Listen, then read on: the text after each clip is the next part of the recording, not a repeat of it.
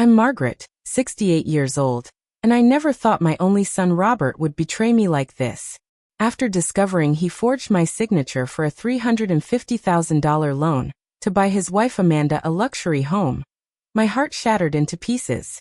40 years of sacrifices as a single mother, working double shifts as a nurse to provide for him, and this was my repayment. But when they arrived at their fraudulently purchased dream house that day, they had no idea I was waiting inside. The look on their faces when I opened the door saying, "Oh, you didn't expect to see me?" was just the beginning of what would become a life-changing confrontation for all of us.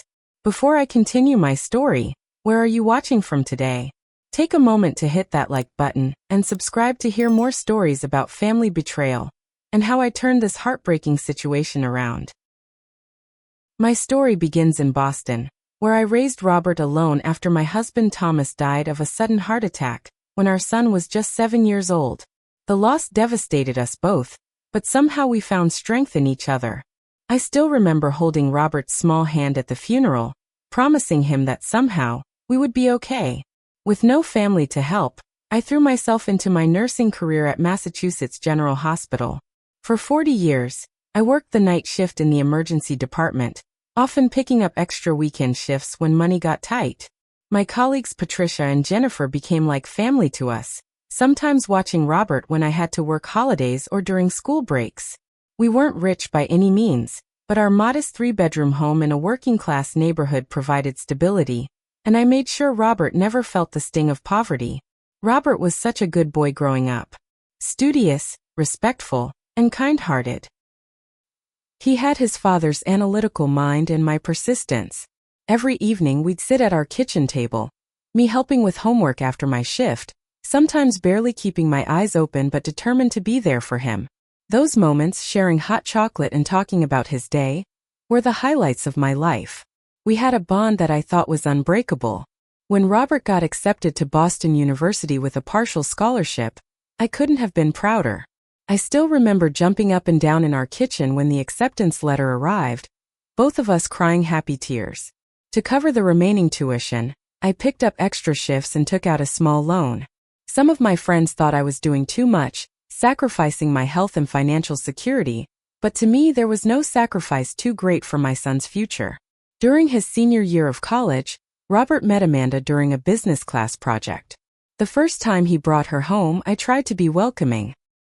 She was certainly beautiful, with perfect blonde hair and immaculate designer clothes that seemed out of place in our humble living room.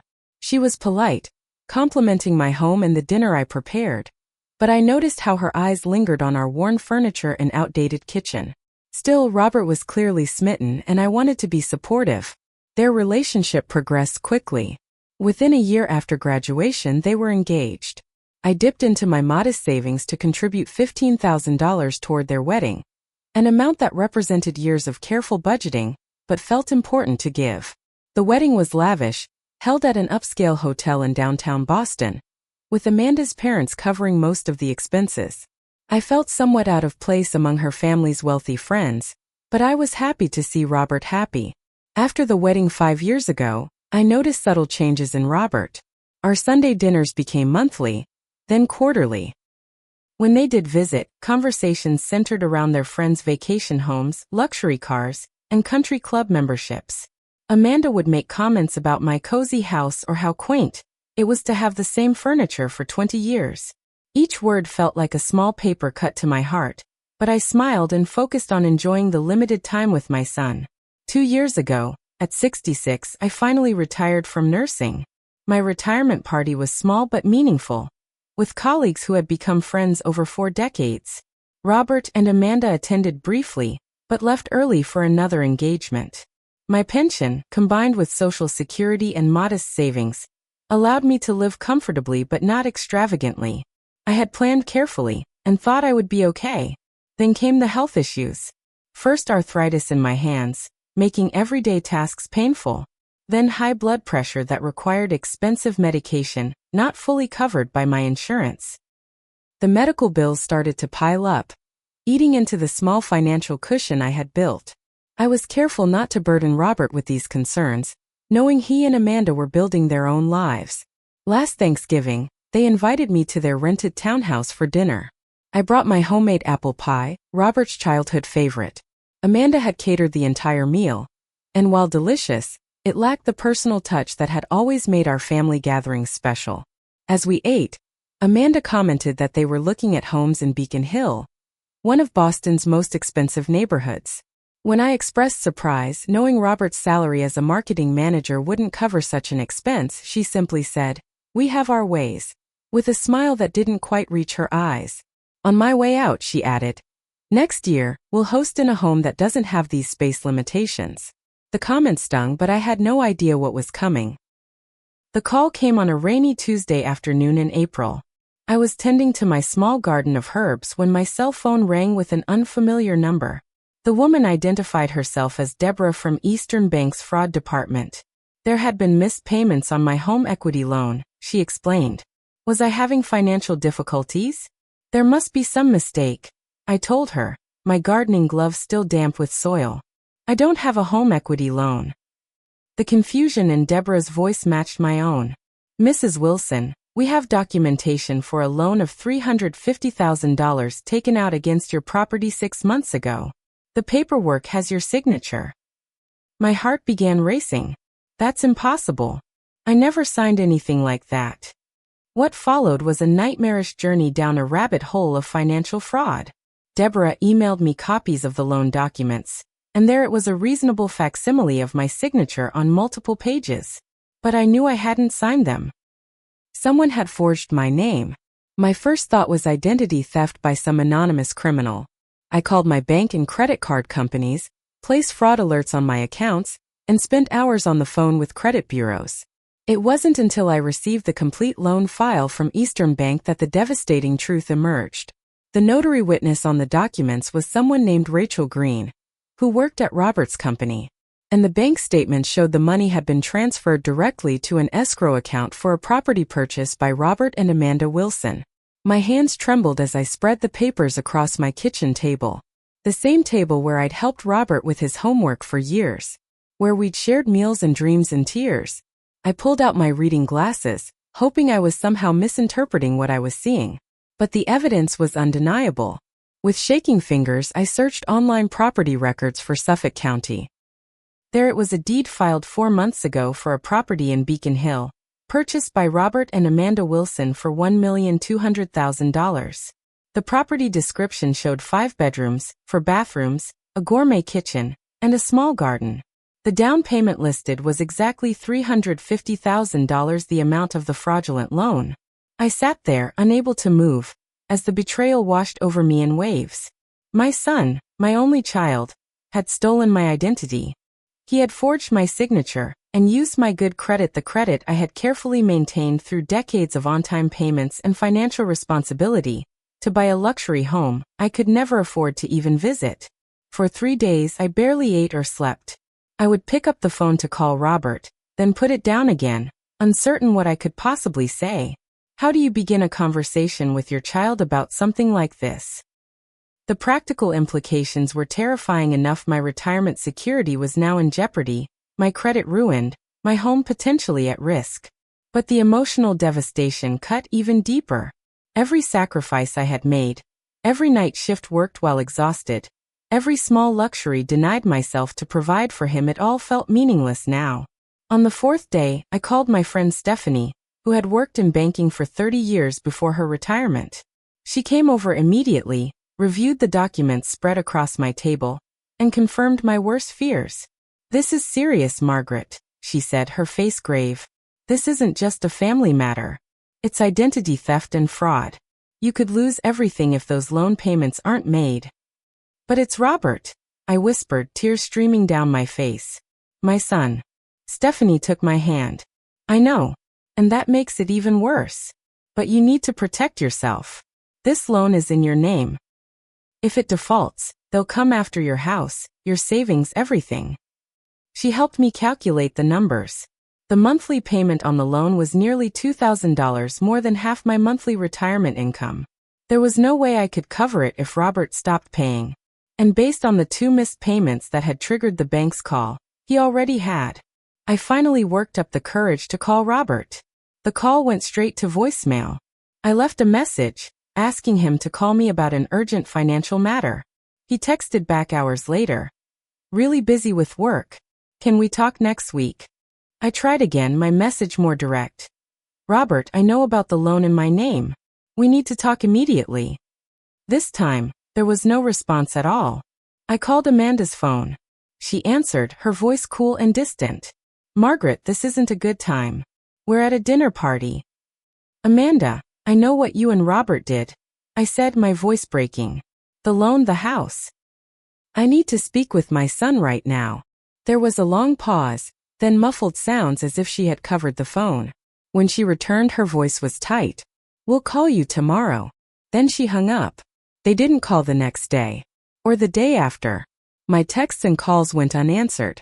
It was as if they had simply erased me from their lives now that I had discovered their deception. After a week of unanswered calls, I realized I needed professional help. My friend Patricia recommended her attorney, Barbara Thompson, who specialized in elder law and financial fraud. I brought my folder of evidence to Barbara's downtown office, feeling embarrassed and ashamed, as if my son's actions were somehow a reflection of my failure as a mother. Barbara's office was warm and inviting, with plants on the windowsill and family photos on her desk. She listened without judgment as I explained the situation, occasionally asking clarifying questions. When I finished, she leaned forward, her expression compassionate but serious. Margaret, what your son and daughter-in-law did is criminal fraud, she said gently. You have every right to report this to the police. They could face felony charges. The thought of my son in handcuffs, being led away to jail, made me physically ill. I can't do that, I whispered. He's still my son. Barbara nodded, understanding in her eyes. There are other options. We can file a civil suit to have the loan transferred to their names. We can negotiate with the bank. But you need to understand something, Margaret, this isn't just about money. They violated your trust in the most fundamental way. We spent 2 hours discussing my options. Criminal charges. Civil lawsuit. Negotiation. Each path seemed fraught with pain and potential destruction of what remained of my relationship with Robert. As I left Barbara's office, I had information but no clarity. That night I couldn't sleep. I kept thinking about the house, my house, according to the loan documents. I had never even seen it. Curiosity and something else, something harder and more determined, began to form in my mind. The next morning, I used the property records to find the address in Beacon Hill. It was on a tree-lined street of historic brownstones, each worth millions. I drove there, parking my 15-year-old Honda a block away, feeling conspicuously out of place in this wealthy neighborhood. The house was stunning, 4 stories of elegant brick with black shutters and window boxes filled with colorful flowers. A wrought iron fence enclosed a small but perfectly manicured front garden. This was what my identity, my credit, my financial security had purchased a showpiece home in one of Boston's most prestigious neighborhoods. I sat in my car for nearly an hour, watching. No one came or went. I returned the next day, and the next, gradually building a pattern of when the house was empty. Robert's car, a new BMW I didn't recognize, usually left around 8:30 in the morning. Amanda typically left an hour later in her white Mercedes. During one of my surveillance sessions, I noticed a cleaning service arrive. 2 women worked inside for 3 hours every Thursday. Deliveries came frequently, packages from high-end stores, groceries from expensive markets. Once, a furniture truck arrived with what looked like an antique dining table. All while I was cutting my blood pressure medication in half to make it last longer because I couldn't afford the full prescription. With a pattern established, I made an appointment with Jerome, a locksmith Patricia's son had used when he locked himself out of his apartment. I explained that I was on the deed and loan documents for a property but didn't have keys, showing him the paperwork as proof. Technically, legally, the house was in my name. Jerome was hesitant but agreed to meet me there the following Tuesday when I knew both Robert and Amanda would be at work. Meanwhile, I prepared. I gathered all the loan documents, property records, and bank statements showing the missed payments. I made copies of everything. I wrote out what I wanted to say, then rewrote it, trying to find words that could possibly address the magnitude of this betrayal. Patricia came over the night before the confrontation. We sat at my kitchen table, drinking tea, as I ran through the plan. Are you sure about this, Margaret? She asked, concern etched on her face. Maybe you should have Barbara there with you. I shook my head. This needs to be family first. If they refuse to make this right, then we'll move to legal options. Patricia helped me role-play different scenarios, anticipating Robert and Amanda's reactions. Would they be defensive? Apologetic? Angry? I needed to be prepared for anything. That night, I barely slept. I kept thinking about Robert as a little boy, his face lighting up when I came home from work, running to hug me even when I was exhausted. Where had that loving child gone? How had we ended up here?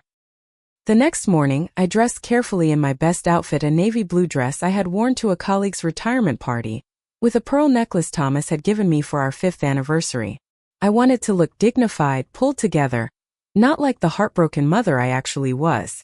Jerome met me at the Beacon Hill house at 10 a.m. as planned. He verified my identification against the property documents, then quickly and efficiently changed the locks on all the doors, handing me the new keys. Good luck with whatever this is, he said as he left, clearly sensing this was no ordinary lockout situation. I stepped inside my son's home for the first time and gasped. The foyer featured marble floors and a crystal chandelier. To the right, a formal living room with custom furniture and original artwork. To the left, a dining room with the antique table I had seen delivered, set with fine china as if ready for an important dinner party. I moved through the house in a daze. The gourmet kitchen had top-of-the-line appliances and stone countertops. The family room featured a fireplace and an enormous television. Upstairs, the master bedroom suite was larger than my entire first floor, with a bathroom featuring a soaking tub and separate shower with multiple heads. One bedroom had been converted to a home office for Robert. Another was Amanda's dressing room, with built-in cabinetry displaying dozens of designer shoes and handbags. The price tag on just one of those collections could have paid my medical bills for a year. I found no guest room, no space that might have been intended for me should I ever need care as I aged. No photos of me anywhere, though Amanda's family was prominently displayed in the living room. I hired a cleaning service to come quickly and gave the house a thorough cleaning, arranging some of my personal items around the space to make it look lived in. I placed family photos, including old pictures of Robert as a child, on the mantel. I brought my favorite throw blanket and placed it on the living room sofa. I stocked the refrigerator with my preferred foods and brewed a pot of my favorite tea. Then I sat in the living room and waited for my son and his wife to come home to the house that, on paper, belonged to me. I positioned myself in an armchair facing the front door, loan documents spread neatly on the coffee table before me. The house was quiet except for the ticking of an antique grandfather clock in the hallway. I had been sitting there for nearly 3 hours, rehearsing what I would say, when I heard the sound of cars pulling into the driveway.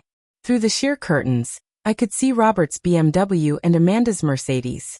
They were returning together, unusual for a weekday afternoon. Through the window, I watched them exit their vehicles, arms laden with shopping bags from Gucci, Prada, and other high-end stores I could never afford to shop at. They were laughing about something, carefree and happy, while my entire world had collapsed around me. I heard the key in the lock, then confusion when it didn't work. Robert tried again, jiggling the handle. I heard Amanda's voice, irritated. "What's wrong?" "The key isn't working," Robert replied, sounding puzzled. Amanda said something I couldn't quite hear. Then I heard the doorbell ring. Taking a deep breath, I stood and walked slowly to the door. I smoothed my dress, touched my pearl necklace for courage, and opened the door. The shock on their faces was immediate and profound. Robert's mouth actually fell open, his eyes widening in disbelief. Amanda took a physical step backward, nearly dropping her shopping bags. "Oh," I said calmly. "You didn't expect to see me?" "Mom." Robert's voice cracked like it used to when he hit puberty. "What? How did you get in here?" I smiled thinly. "Well, that's an interesting question, isn't it? Why don't you both come inside so we can discuss it? After all, this is my house. At least, that's what the loan documents say."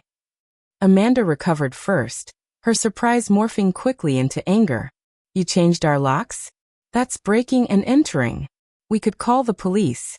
"Please do," I replied, my voice steady despite my racing heart. "I'm sure they'd be very interested in the loan fraud and identity theft. I have copies of everything right here. I gestured to the coffee table where the documents lay. Robert's face had drained of all color. He stepped inside, pulling a reluctant Amanda with him. Mom, I can explain. I certainly hope so, I said, closing the door behind them. Because from where I'm standing, it looks like my only son stole my identity, forged my signature, and took out a loan that could bankrupt me all so he could buy $1 million house to impress his friends. Amanda dropped her shopping bags and crossed her arms defensively. You don't understand our situation. Then explain it to me, I said, gesturing toward the living room. I've been waiting a long time for this conversation. We moved to the sitting area. Robert and Amanda perched uncomfortably on the edge of the sofa, facing me in the armchair. Between us lay the evidence of their betrayal, neatly organized in labeled folders. We were going to tell you, Robert began, his voice quavering. It was supposed to be temporary, just until my bonus came through. The loan was taken out 6 months ago, I said, and you've already missed 2 payments. Robert looked genuinely surprised. The bank contacted you? Did you think they wouldn't? It's my name on the loan, Robert. My credit on the line. My house at risk if this loan defaults. Amanda leaned forward, her expression hardening. We had no choice. We needed the down payment and we knew you had excellent credit. Robert's bonus was delayed, and our friends were all buying in this neighborhood. We couldn't be the only ones left behind. The callousness of her statement took my breath away. So you committed fraud because you were keeping up with your friends? It's not like that, Robert interjected. We were underwater on our condo. The market turned and we owed more than it was worth. Amanda's parents had already helped us once, and they refused to again. My credit was shot from some business investments that didn't pan out. We were desperate. And you didn't think to come to me? My voice broke slightly. To ask for help? Or at least explain your situation? You don't exactly live in luxury, Mom, Amanda said, gesturing around the elegant room. We didn't think you could help, and we didn't want to worry you. So instead you committed a crime that could send you both to prison and leave me homeless. I let that sink in for a moment. Do you have any idea what you've done? Robert ran his hands through his hair, a gesture so familiar from his childhood when he was stressed. We were going to fix it. I swear. My year-end bonus will cover the missed payments. We just got in over our heads. Over your heads? I repeated, my voice rising despite my efforts to stay calm. This house costs $1.2 million.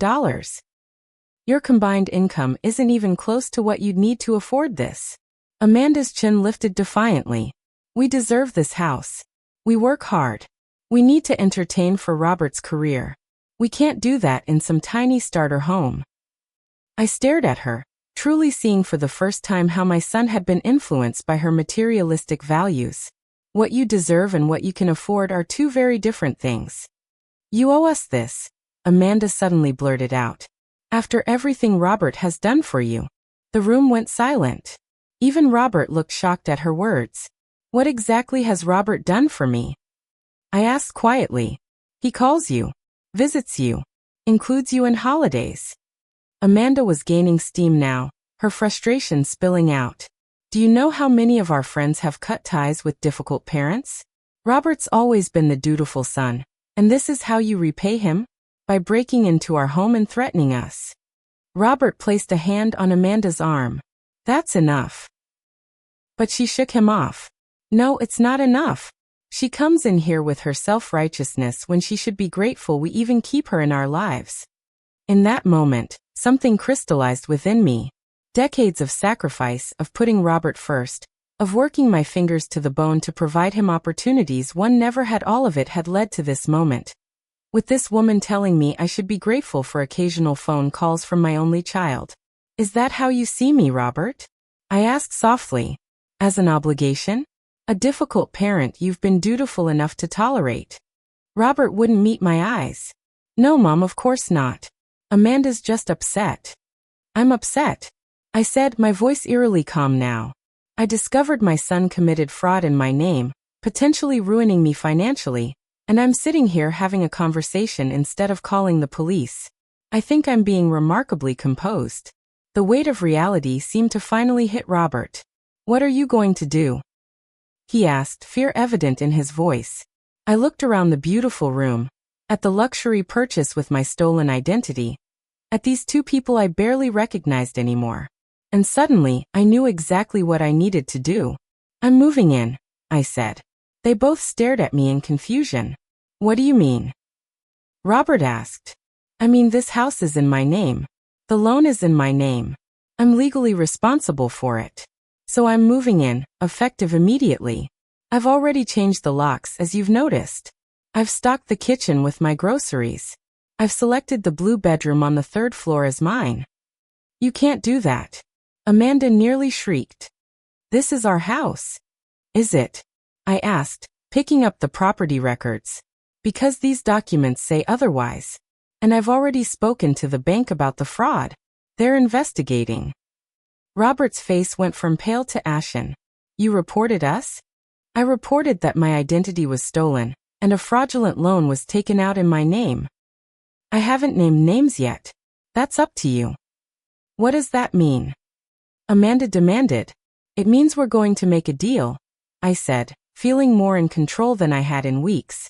And if you don't like my terms, I'll let the investigation continue to its natural conclusion, which likely ends with both of you in legal trouble.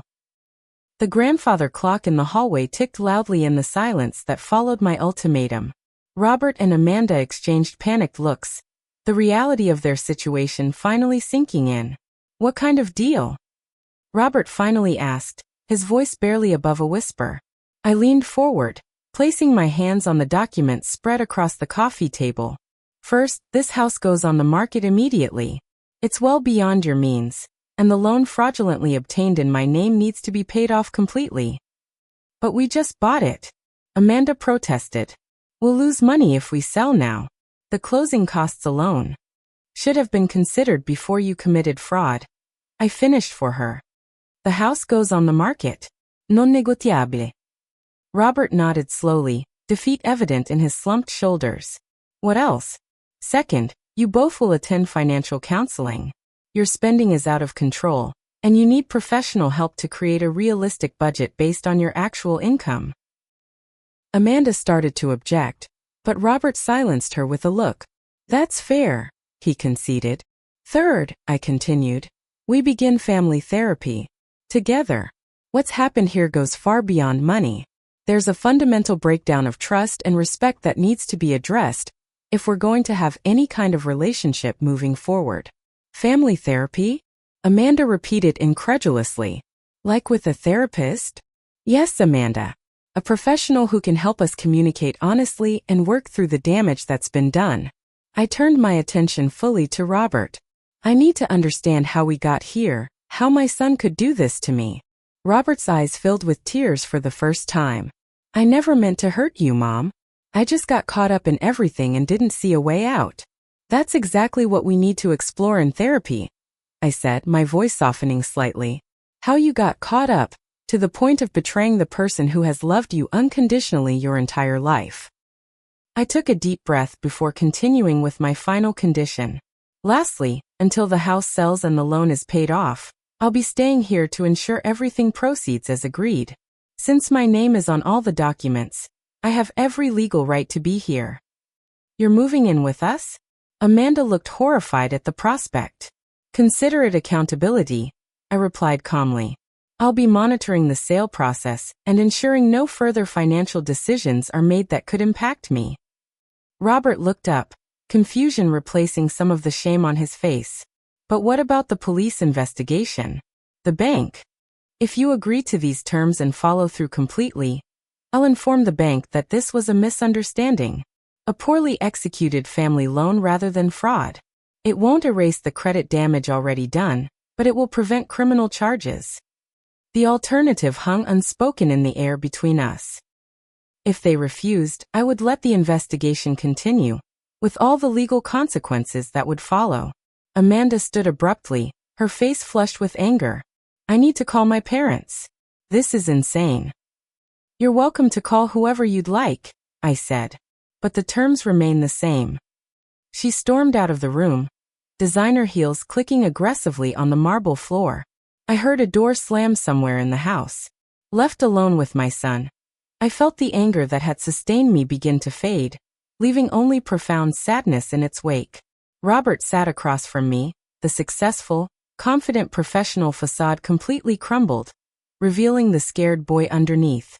"How did we get here?" I asked softly. "What happened to you, Robert?" He wiped at his eyes with the back of his hand, a gesture so reminiscent of his childhood that my heart ached. "I don't even know anymore, Mom. Everything just spiraled. Amanda's friends all come from money. Their parents bought them houses, set them up in businesses. I felt like I couldn't provide what she deserved." "And what about what I deserved?" I asked. "After everything I've done for you?" Robert hung his head. "I'm so sorry, Mom. I know that doesn't fix anything, but I am truly sorry. I convinced myself it was just temporary, that you'd never even know about it." "That makes it worse, not better," I said quietly. We sat in silence for several minutes before Amanda returned, her face composed but eyes red-rimmed. "My father says we should consult an attorney before agreeing to anything." "That's your right," I nodded. "But an attorney will tell you the same thing I have, that what you've done is fraud, and the evidence is irrefutable. You can fight this and face the consequences, or you can accept my terms and begin making amends." Robert stood and took Amanda's hand. "We need to talk privately." I gestured toward the kitchen. "I'll make some tea while you discuss." In the massive gourmet kitchen, I filled the kettle and searched for tea bags, trying to calm my racing heart. This confrontation had gone more or less as I'd anticipated, but the emotional toll was enormous. I had to stay strong, to see this through, but part of me wanted nothing more than to embrace my son, and tell him everything would be okay, just as I had when he was small. 20 minutes later, they returned to the living room where I sat with my tea. Robert spoke first. "We accept your terms," he said quietly.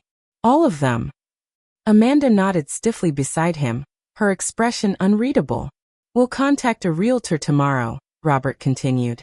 "And I'll look into financial counselors and therapists." "I already have recommendations," I said, pulling a list from my purse that Barbara had provided. "We can start next week." That evening was surreal.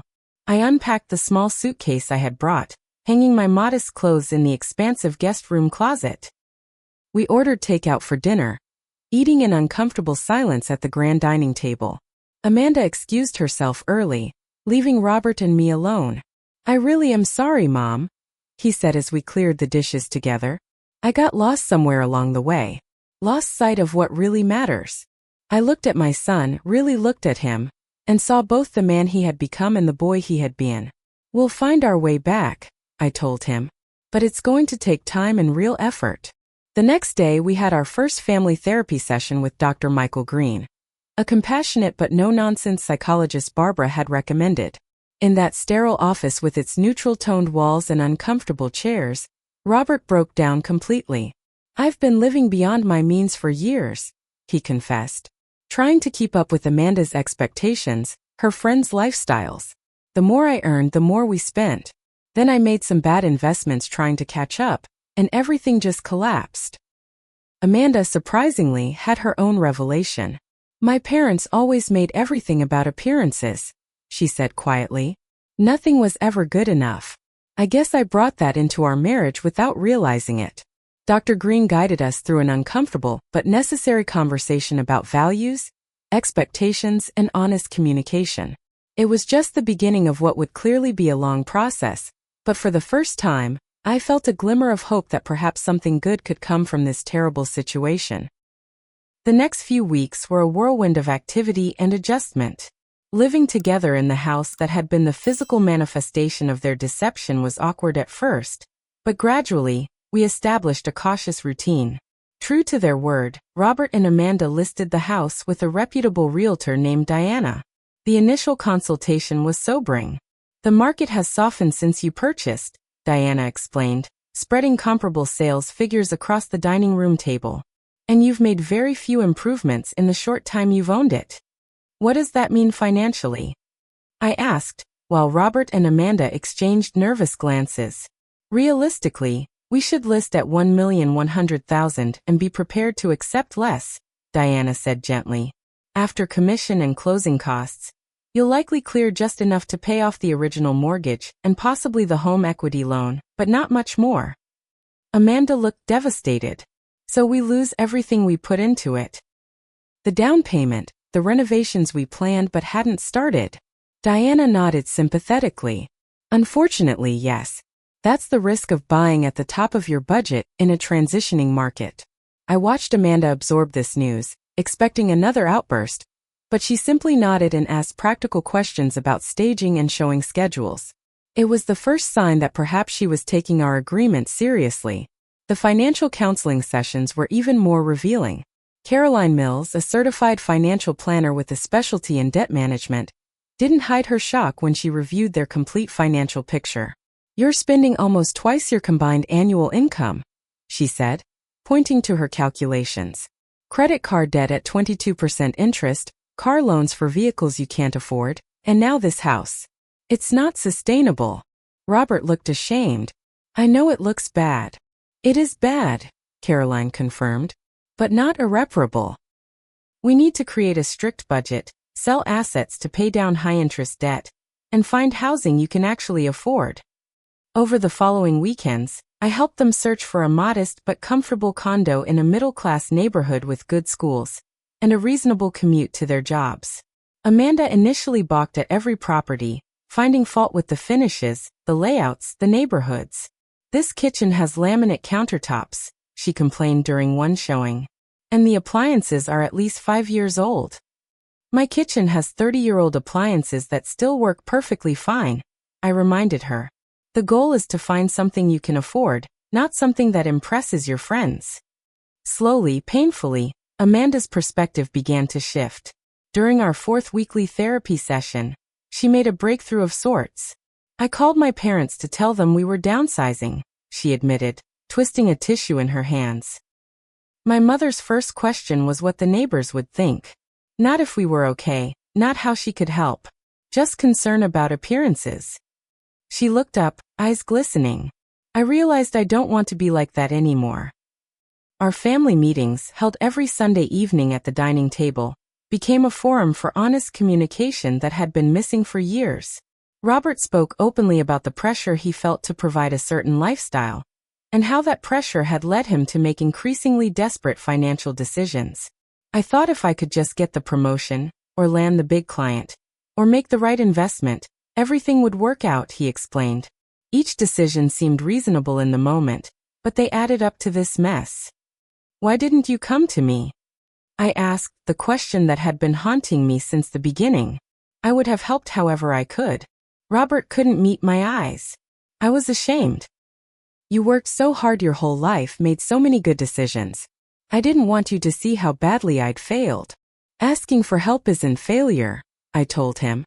"Betraying someone who loves you, that's the real failure."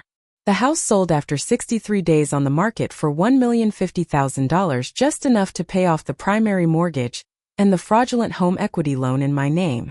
There was nothing left over, no profit to show for their brief ownership, but the relief of clearing the debt was enormous. We found a modest 3-bedroom townhouse in a pleasant community about 20 minutes from the city. At $400,000, it was a stretch but manageable on their income with the strict budget Caroline had helped them create. Amanda's parents refused to contribute, disapproving of the downsizing, but Robert's year-end bonus provided just enough for a small down payment. Throughout this process, I maintained firm boundaries. I helped them search for their new home but made it clear I wouldn't contribute financially. I attended every therapy and financial counseling session, but insisted they take responsibility for implementing the changes discussed. I supported their efforts while requiring accountability for their actions. Gradually, I began to see signs of the son I remembered. Robert started calling regularly, not out of obligation, but with genuine interest in my life. He helped me with household repairs I'd been neglecting, and took me to medical appointments when my arthritis made driving difficult. Small gestures that reflected the caring relationship we once had. Amanda's transformation was even more surprising. During a visit to my home, she noticed me struggling with a prescription bottle. "Your arthritis seems worse," she observed. "Are you getting proper treatment?" I admitted that I'd been rationing my medication due to the cost. The next day, She arrived with information about patient assistance programs I qualified for and offered to help with the paperwork. "It's not much," she said awkwardly, "but I want to help." The bank gradually removed the fraud alerts from my credit as promised, though the damage would take years to fully repair. The support group for identity theft victims that Barbara had recommended provided both practical advice and emotional comfort. Hearing others' stories helped me realize I wasn't alone in experiencing this particular kind of betrayal. By Thanksgiving, 6 months after the confrontation, we gathered at my home for dinner. The atmosphere was different from previous years, more humble, more authentic. Amanda brought a homemade apple pie, having asked for my recipe weeks earlier. Robert spoke openly about their progress with the financial plan, including the challenges and small victories. As we cleared the dishes together, Amanda paused, looking uncomfortable. "I need to apologize properly," she said. "What we did was unforgivable, and I've never really said how sorry I am. Not just for the loan, but for how I treated you for years. You deserved better." The simple sincerity of her words touched me deeply. "Thank you," I said. "That means a lot." Later, as Robert walked me to my car with leftover containers, he hugged me tightly. "I don't deserve your forgiveness," he whispered, "but I'm working every day to be worthy of it." I held my son, feeling the familiar contours of his shoulders beneath my hands. "That's all any of us can do," I told him. "Just try to be better tomorrow than we were today." 1 year after that fateful day when I opened the door to confront my son and daughter-in-law, we gathered at my home for a Sunday dinner that had become our new tradition. The modest living room where we sat bore no resemblance to the luxury home that had nearly destroyed us, but there was a warmth here that no designer furniture could provide. Robert and Amanda arrived carrying a homemade casserole and fresh flowers for the table. They had settled well into their townhouse, gradually furnishing it with pieces they could actually afford rather than charging everything to credit cards. Their financial counselor Caroline had recently graduated them from weekly to monthly check-ins, pleased with their progress in following a realistic budget. "We made the final payment on Amanda's car loan last week," Robert announced proudly as we sat down to eat. "We're thinking of selling it for something more practical when the time comes." Amanda nodded in agreement. "My coworker has a 5-year-old Honda that gets twice the gas mileage. It makes more sense financially." This practical statement from a woman who once insisted on driving nothing but luxury vehicles marked how far she had come. The journey hadn't been easy or straightforward. There had been setbacks, arguments about spending, moments of resentment about their reduced circumstances, times when old patterns threatened to re-emerge. But they had done the work, consistently showing up for therapy sessions and financial counseling, gradually rebuilding not just their financial stability, but our family bonds as well. "I've been thinking a lot about forgiveness," I said as we shared dessert later that evening. "Not just forgiving others, but forgiving ourselves for our mistakes." Robert looked up, surprise in his eyes. "Have you forgiven us, Mom? Really forgiven us?" I considered the question carefully. Forgiveness isn't a single moment but a process. There are still days when I remember what happened and feel hurt or angry, but those moments are fewer now and less intense. The trust we're rebuilding is stronger because it's based on honesty rather than assumptions and obligations. "I never understood before how much damage secrets can do," Amanda admitted. "Keeping up appearances, hiding financial problems, it all seemed necessary at the time, but it nearly destroyed everything that actually matters." Our conversations had deepened over the months, moving beyond surface pleasantries to meaningful exchanges about values, priorities, and the kind of people we wanted to be. The betrayal, painful as it was, had stripped away pretenses and forced an authenticity that had been missing for years. As we cleared the dishes together, Amanda hesitated, then spoke quietly. "We have something to tell you, Margaret." She exchanged a glance with Robert, who nodded encouragingly. "I'm pregnant. We're going to have a baby." For a moment I couldn't speak, overwhelmed by emotion. "A baby? I'm going to be a grandmother." Robert smiled, genuine joy lighting his face in a way I hadn't seen in years. "Due in July. We wanted to wait until the first trimester was over before telling you. We've already been working with Caroline to adjust our budget," Amanda added quickly. "We're doing this responsibly, I promise." I embraced them both, tears flowing freely. "I'm so happy for you. For all of us. Later, as we sat in the living room discussing nursery plans, I made a decision. I'd like to help with childcare when the baby comes, I offered. Not financial help, but time. I could watch the baby a few days a week so you can save on daycare costs. The look of gratitude on their faces warmed my heart.